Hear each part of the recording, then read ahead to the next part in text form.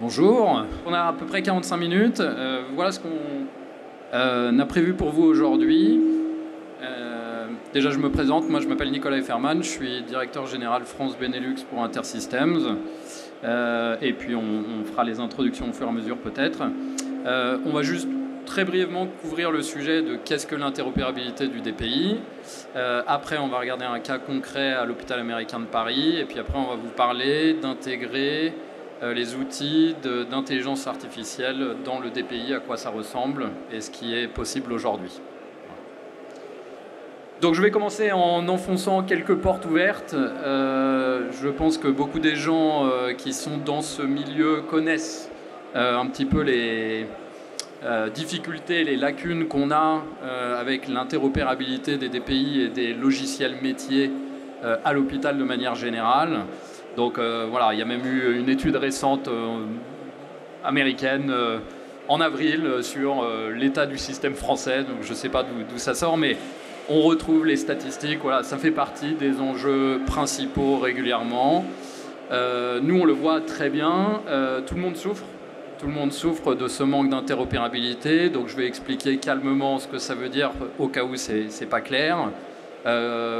Un exemple facile, j'aimerais sortir les données de mon logiciel. Bah, ça, on sait très bien qu'aujourd'hui, dans beaucoup de scénarios, c'est pas possible. J'aimerais intégrer une société qui fait un algorithme d'aide à la décision en néonat ou que sais-je. Et donc, j'aimerais l'intégrer à mon écosystème, mon SIH, parce que cet algorithme a besoin de données pour rendre sa réponse. Voilà. C'est ce genre d'usage dont on va parler. Donc ça, aujourd'hui, ça marche pas super bien dans le marché. Il y a eu des investissements considérables qui ont été faits, notamment SONES, et donc on est sur les axes d'interopérabilité avec les outils numériques publics, dont le DMP. Maintenant, ce qui vient du terrain, c'est une adoption encore un peu timide. Et donc nous, on aimerait mettre en avant un petit peu notre philosophie, qui est la suivante. Donc aujourd'hui, pour ceux qui travaillent à l'hôpital ou qui sont responsables d'un DPI, il y a cette question. Quand on a une nouvelle idée, quand on a un nouveau projet, quand on veut faire de l'innovation, il y a cette question de est-ce que je demande à mon éditeur de DPI de développer des fonctionnalités ou est-ce que je fais sur le côté et j'intègre à mon DPI. Et je prends un peu l'image de Blue Pill, Red Pill parce que aujourd'hui, c'est une décision énorme. C'est hyper stratégique parce que si je décide de développer à côté, je vais devoir vivre avec les X prochaines années des sujets d'interface, des sujets de continuité de données ou plutôt d'absence ou de rupture de données parce que on s'envoie des PDF et des choses comme ça. Donc aujourd'hui, c'est des décisions qui sont très stratégiques et du coup qui sont un peu anxiogènes.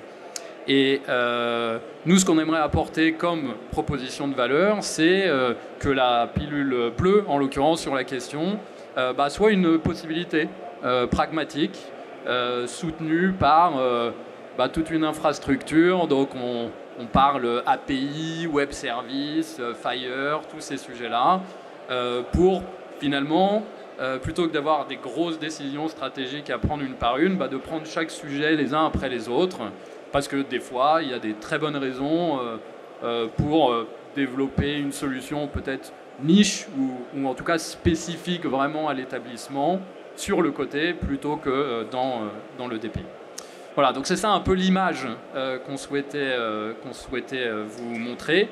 Et pour la suite, je vais demander à Félix Mahmoudi, donc de l'hôpital américain de Paris, de vous montrer ça à travers quelques exemples. Bonjour à tous, donc, je suis Félix Mahmoudi, directeur des parcours patients et de la transformation digitale à l'hôpital américain. Moi, je ne vais pas trop parler technique et je ne vais pas trop parler outils, ça sera plutôt le rôle de nos partenaires. Et je vais commencer par quelque chose de très basique, mais si tout commençait par mieux se parler. Mieux se parler, ça veut dire quoi? Ça veut dire des médecins qui parlent avec des soignants, ça veut dire des soignants qui parlent avec des administratifs, ça veut dire des professionnels de santé qui collaborent ensemble. Avant de parler d'interopérabilité et de discussion entre nos propres systèmes, on peut déjà se poser la question de savoir si tout le monde travaille de manière coordonnée ensemble. Et finalement, la première couche, c'est déjà une couche de changement opérationnel. Et on va revenir sur ces sujets pour vous expliquer ce qui est en place chez nous à l'hôpital américain. Le constat, c'est beaucoup de silos. On va donner des exemples, mais c'est un professionnel de santé qui est dans sa surspécialité et qui ne s'intéresse qu'à sa spécialité. Donc franchement, l'interopérabilité, c'est vraiment pas son problème. En fait, je suis dans mon dossier d'ophtalmo, l'ophtalmo m'intéresse, le gastro-entérologue, franchement, je m'en fiche, c'est pas mon problème. Et ça, c'est le quotidien d'une grosse partie de nos établissements de santé. Parce que la collaboration pluriprofessionnelle, parce que le dossier est réellement partagé, c'est une réalité chez certains, ça l'est encore assez peu chez d'autres. Et en fait, ça peut être une réalité dans des segments de l'hôpital et pas dans d'autres. Donc on peut être en avance et on peut être très en retard dans certains services. Ça donne quoi comme résultat en fait? Ça donne un patient qui est victime de ça, puisque notre patient, il va être vu dans un service, il va être documenté dans un logiciel, et puis il va passer aux urgences, et en fait l'urgentiste, il n'aura absolument pas accès à l'ensemble des informations. C'est comme si vous veniez dans un hôpital et qu'en fait vous étiez dans plusieurs hôpitaux différents. Ça reste une réalité. Donc en termes d'usage, on parle de praticiens en silo, on parle de patients qui sont en difficulté pour être soignés avec un maximum de chances et un maximum d'informations en temps réel. Et puis le dernier point, c'est que en France, on a plutôt une bonne pertinence des soins, mais c'est quand même assez freiné par l'organisation. On va revenir sur l'organisation d'un médecin. Un médecin, pour faire son activité, il a un dossier patient informatisé pour compléter le dossier, il a un dossier pour faire du codage, il a une application pour faire de la reconnaissance vocale, il a 12 logiciels en fait pour faire sa vie de médecin. Donc quand on parle aussi d'usage, on parle d'un secteur qui a grandi avec des couches et des couches et des pansements pour s'adapter aux besoins de chacun des silos. Bah ça ne fait pas une organisation efficiente. Ça fait plus de désorganisation et quasiment à l'extrême que du spécifique. Après, y a quelque chose qui, chez les professionnels de santé, et j'en fais partie, nous met quand même maintenant tous d'accord, c'est déjà de regarder avec le même prisme. Le prisme, évidemment, c'est un prisme centré patient, en fait. Comment on fait pour se dire, à chaque moment, je me mets à la place du patient et je ne me mets pas dans ma propre problématique, en tant que docteur, en tant que soignant, en tant qu'administratif. Si on se met à la place du patient, ça n'a aucune cohérence d'avoir des logiciels séparés où on n'est pas bien pris en charge en fonction des points d'attaque. Ça, c'est 100% sûr et on sera tous d'accord, en fait. Et donc, il y a un usage à faire et une cohérence à mettre en place et un travailler ensemble qui doit être une priorité plutôt que je suis dans mon organisation à moi. Donc partager les données, c'est évidemment fluidifier la prise en charge de soins. C'est plus d'efficacité, c'est je suis dans mon dossier d'anesthésie et quand j'ai fini mon dossier d'anesthésie, j'ai un consentement qui part dans mon portail patient. C'est je suis au bloc opératoire et à la fin du bloc, toutes les transmissions de prescription partent dans le dossier patient informatisé pour le service. Peu importe si on est dans le même outil ou pas dans le même outil en fait. Parce que ça, s'il y a de la recopie d'informations entre certains services, c'est potentiellement de la perte de chance pour le patient. Côté hôpital américain, qu'est-ce qui a été monté? Donc nous, on a monté une direction des projets avec l'ambition de se réorganiser. La direction des projets, avant tout, elle était métier et opérationnelle avant d'être numérique. Alors, je vous rassure quand même, à la fin, on arrive sur des solutions logicielles. Mais déjà, c'est coordonner le métier. Qu'est-ce que c'est que le rôle d'un chef de projet à l'hôpital? C'est s'occuper de savoir que le cadre opérationnel, qu'il soit de soins ou qu'il soit administratif, le médecin sont bien embarqués, d'accord dans les solutions qui sont prises, et que c'est cohérent pour le patient et pas uniquement pour le praticien. Donc on a décidé d'aller ensemble et on est allé ensemble sur un certain nombre de programmes et ces programmes-là nous permettent aujourd'hui d'avoir avancé et là on va pouvoir commencer à parler d'interopérabilité en tant que tel. Donc nous, un des premiers programmes qu'on a monté, c'est une application mobile à destination des docteurs. Cette application mobile, elle a pour objectif que l'ensemble des choses que le docteur a à faire dans l'hôpital, il puisse le faire depuis son mobile. Alors vous vous doutez bien que la première fois que j'ai pitché ça il y a 3 ans, on m'a tous dit c'est impossible, tous les systèmes sont fermés, tu n'y arriveras pas. on a déjeuné avec Nicolas qui venait d'arriver à Intersystem et je lui ai dit, moi, la seule chose que je veux de toi, c'est que tu ouvres le DPI parce qu'en termes d'usage et d'innovation, c'est ça qui va faire que nos médecins seront contents. Après un peu de discussion, on a fini par se mettre d'accord et le dossier patient informatisé TrackCare est ouvert. Ça veut dire que moi, toute l'organisation en consultation, tout ce qui est noté une observation de consultation, mon docteur il peut le faire depuis son smartphone. Lui, c'est transparent pour lui et l'ensemble des équipes de soins y ont accès dans le dossier patient informatisé. On appelle ça de l'usage poussé à son extrême. Dans cette application mobile, il a accès aux informations importantes de la gamme, il a accès aux informations importantes du DPI, il a accès aux informations importantes du bloc, il a accès aux informations de facturation. S'il n'y avait pas ça, et qu'il voulait avoir accès à ça, il aurait à minima 4 logiciels.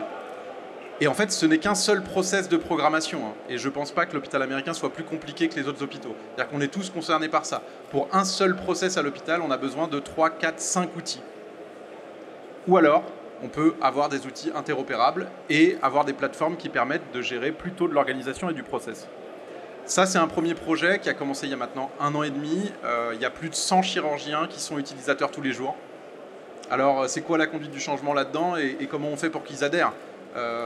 À la fin, il y a une histoire d'usage. Si pour eux, ça leur fait gagner du temps, si c'est pratique et s'ils considèrent ça mieux que de faire du papier, de l'oral ou du mail, à la fin, ça marche en fait.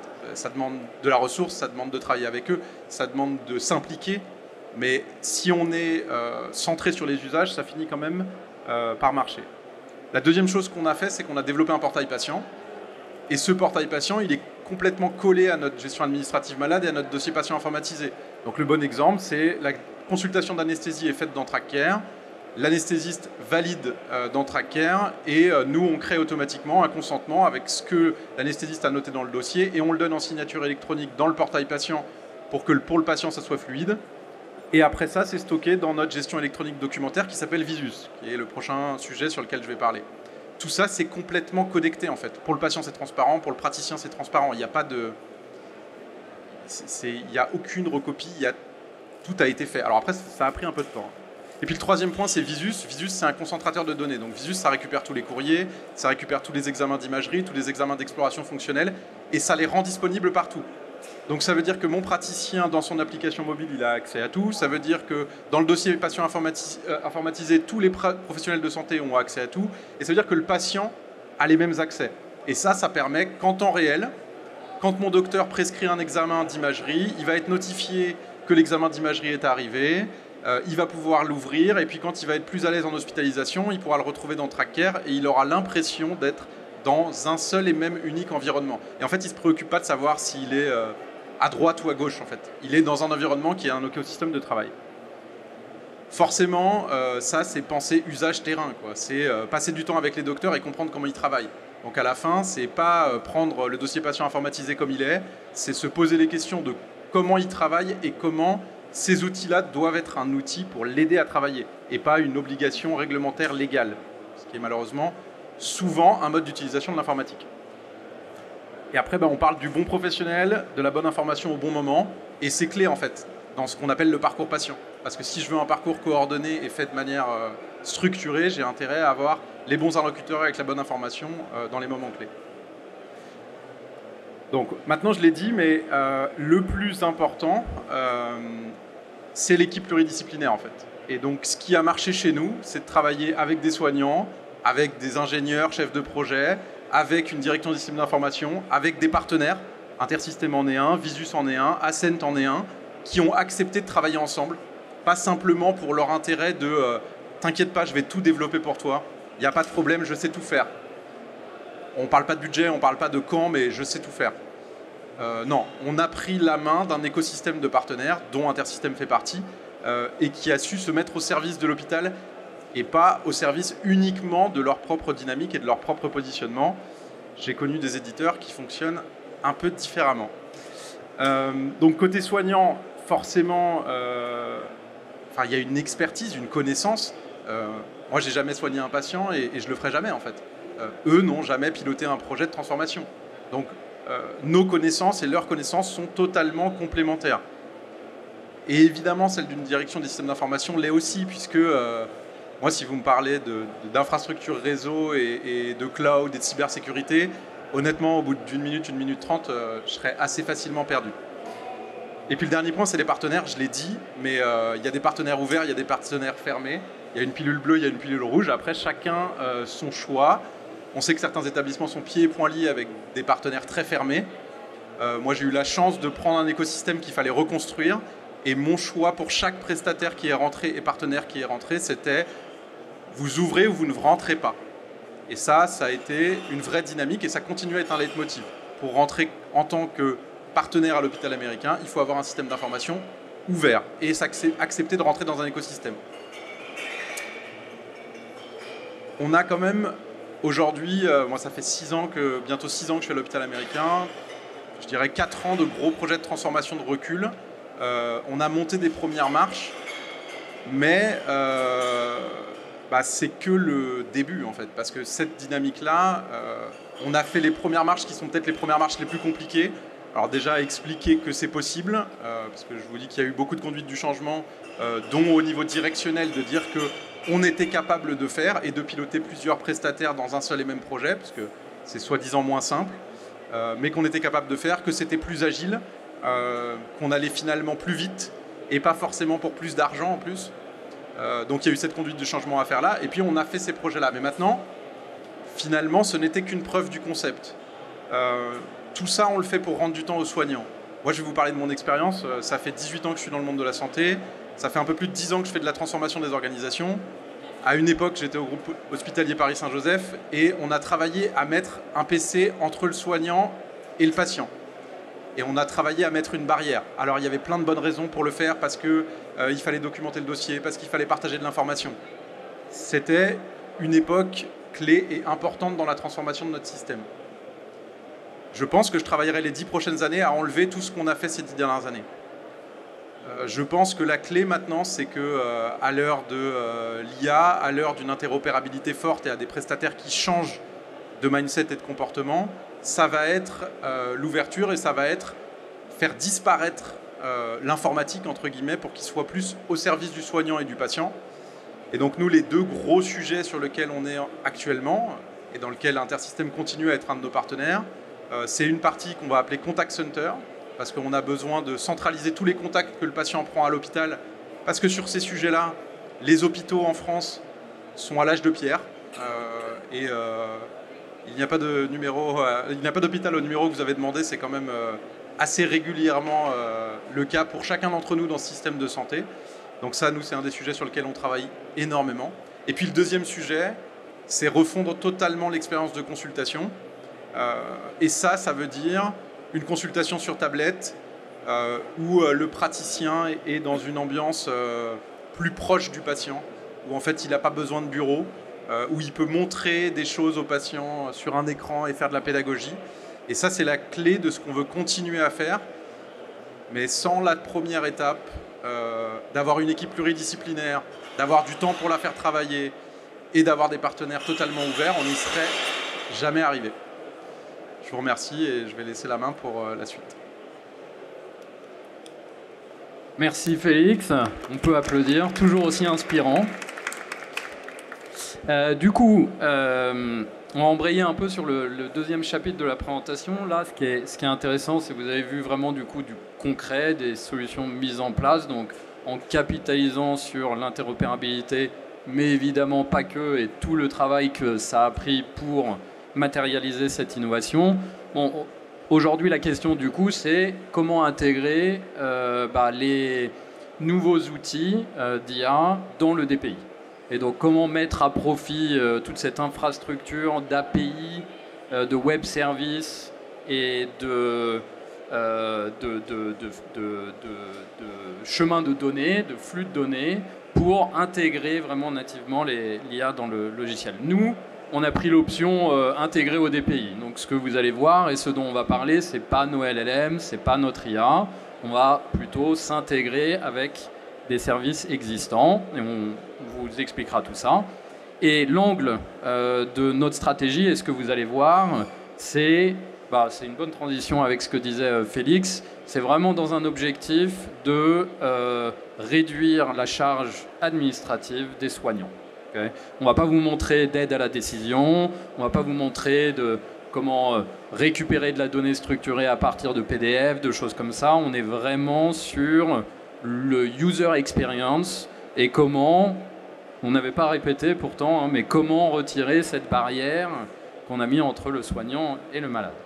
On va vous faire une démo, parce que c'est mieux que plutôt moi qui le raconte, mais avant de faire cette démo, je vous montre une grosse page de disclaimer, parce qu'on va vous montrer de l'IA dans un produit médical, et on va surtout vous montrer un produit qui n'est pas commercialement disponible en Europe. Okay, donc on a notre logiciel, Tracker, qui est celui qu'utilise Félix, et la prochaine version, c'est ce que vous allez voir. Pourquoi est-ce que ce n'est pas commercialement disponible en Europe ? Parce qu'on est une société qui est encore en train d'évaluer comment on fait ça proprement dans les règles du AI Act et de toutes ces choses-là. Mais on a commencé la commercialisation dans d'autres pays, au Moyen-Orient, etc. Ce qui n'est pas si mal, parce que vous allez voir, c'est quand même vraiment une façon différente de travailler. Donc ça va aussi nous permettre d'avoir des premiers retours sur l'usage de ce type de fonctionnalité. Voilà, donc sans plus attendre, je vais passer la main à Hervé. Merci, bonjour à toutes et tous. Du coup, je vais basculer directement sur un environnement. Donc, je suis Hervé Rivière, je suis le directeur médical Intersystems France.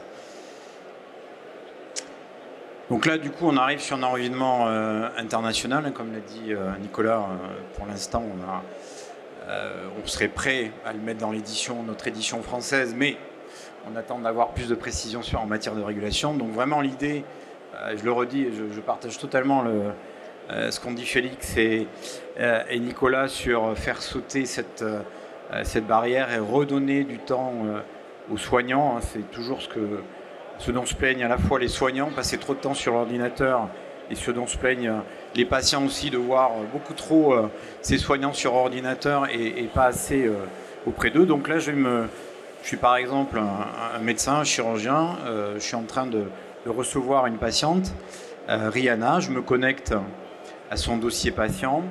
Je vais aller voir sa page de synthèse où j'ai différentes données la concernant. Et puis ici, j'ai un petit bouton magique qui s'appelle notre assistant IA et qui va me permettre donc d'ouvrir une nouvelle fenêtre avec des prompts qui existent. Donc des prompts, c'est du pré-paramétrage de la demande et des questions que je vais poser à l'assistant IA. Là, en l'occurrence, je vois cette patiente que je connais depuis des années, mais que je n'ai pas vue depuis un certain temps. Je vais demander à mon assistant IA de faire une synthèse, en fait, du dossier. Je vais réduire parce que normalement, voilà, on est plutôt sur ce mode d'affichage. De me faire une synthèse, et là l'assistant IA va aller compulser, il va aller analyser toutes les données structurées, non structurées qui sont présentes dans le dossier depuis des années. Il va être capable donc de faire cette synthèse. Autre élément, au cours de ma consultation, je vais me servir de mon smartphone. Dans mon smartphone, j'ai l'accès à Tracker, qui dans la nouvelle version du coup s'appelle IntelliCare. On peut discuter le nom, mais enfin c'est comme ça, c'est IntelliCare. Donc je me connecte à IntelliCare sur mon smartphone, sur mon iPhone. J'ai accès directement en mobilité au dossier du patient. Et puis je vais poser mon téléphone et enregistrer du coup la conversation que j'ai avec la patiente. Alors là, on va pas le refaire. On a déjà une conversation qui a été enregistrée. Je vous propose de l'écouter. Ça dure 1 minute, mais ça vous permettra de voir jusqu'où on peut aller dans l'interprétation des paroles des uns et des autres. Bonjour docteur, j'ai des douleurs au niveau du ventre. Pouvez-vous m'en dire plus sur ces douleurs? Depuis combien de temps avez-vous ces douleurs et comment les décririez-vous?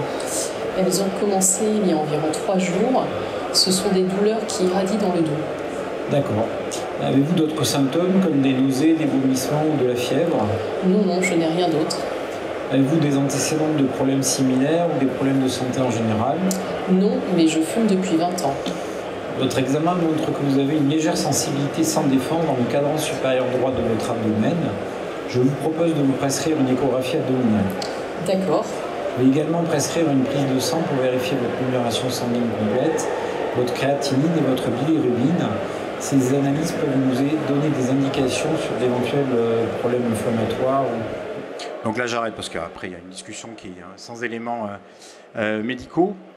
Du coup, je vais demander à mon assistant IA de faire un résumé de l'ensemble de la conversation qu'il va faire à droite. Et puis surtout à gauche, il va me proposer et il va identifier les données que je peux structurer dans les différents champs du dossier patient informatisé. Donc là, il a bien repéré la raison de la consultation, la douleur abdominale. Il a bien repéré que la patiente me disait qu'elle fume depuis 20 ans. Il a bien repéré le diagnostic de douleur sans particularité non spécifique de l'abdomen. Il a surtout vu aussi que j'avais déjà enregistré ce même type de données dans le dossier. Donc je peux toujours aller la mettre à jour. Et puis, il me propose du coup les prescriptions que j'ai évoquées avec la patiente. Je peux aller réécouter. De me prescrire une échographie abdominale. D'accord. Je vais également prescrire une prise de sang pour vérifier votre numéro. Donc je peux réécouter la partie de conversation qui atteste qu'on a bien récupéré les bonnes données. Et puis là, par exemple, il suffit que j'aille directement dans le dossier prescrire ces éléments. Donc on a réussi à vraiment faire une intégration extrêmement fine de l'outil d'IA pour nous permettre du coup de structurer directement le dossier. Donc ça va encore une fois libérer énormément de temps pour le soignant. Ça va lui permettre soit effectivement de gérer cette conversation au cours de la consultation. Je peux aussi faire tout bêtement dicter dans mon smartphone des éléments que je vais automatiquement récupérer et restructurer dans le dossier. Je peux demander après à mon assistant IA d'aller faire le compte-rendu de consultation au format HAS. Donc l'assistant IA est capable d'aller récupérer le format classique HAS et de me faire mon compte-rendu de consultation. Là, en l'occurrence, je vais pouvoir aussi aller le récupérer dans une autre clinique directement dans le dossier. Hop, si ça veut bien marcher aussi. Et une fois que j'ai récupéré cette autre clinique, donc je vois que c'est en bas généré, on me signale que c'est généré par l'IA. Bon, évidemment, je peux ensuite enlever cet élément. Je peux aller modifier, supprimer, rajouter des éléments et envoyer ensuite mon courrier par MSS, par l'imprimer, etc. Autre élément, il n'y a évidemment pas que les médecins qui peuvent bénéficier de ce genre d'évolution. Il y a aussi tous les professionnels de santé et les soignants. Je suis par exemple une infirmière, j'ai fait mon tour et je vais transmettre, il y a un changement d'équipe, et je vais transmettre les informations, l'ensemble des informations à l'équipe qui me succède. Et là c'est pareil, je vais pouvoir utiliser l'IA pour faire une synthèse des transmissions que je souhaite faire avec un prompt là beaucoup plus précis, à la fois en demandant d'utiliser uniquement les tendances et les items sur les 8 dernières heures, et avec un format particulier, donc SAED, qui peut être propre aux infirmières, donc situation, antécédent, évaluation et demande.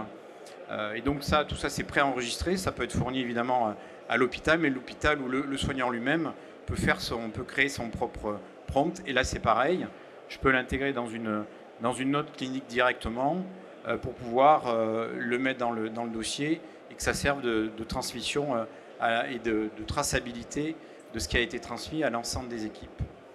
Dernier exemple, mais pas...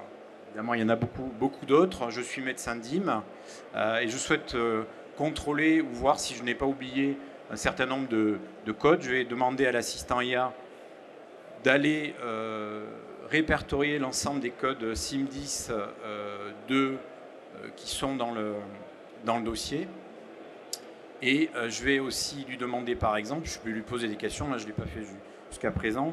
Voilà, et donc là il me sort uniquement les codes SIM10 qui concernent ce dernier épisode. Donc vous voyez qu'on est vraiment dans quelque chose qui est extrêmement intégré, qui va amener évidemment de la valeur ajoutée à ce que font les professionnels de santé, qui va libérer du temps soignant et donc du temps passé auprès du patient pour ses soignants, qui va sécuriser aussi la manière dont je peux alimenter les champs spécifiques dans un dossier, puisque On sait très bien que 80% de la donnée dans les DPI actuellement, c'est de la donnée non structurée, souvent sous forme de texte libre.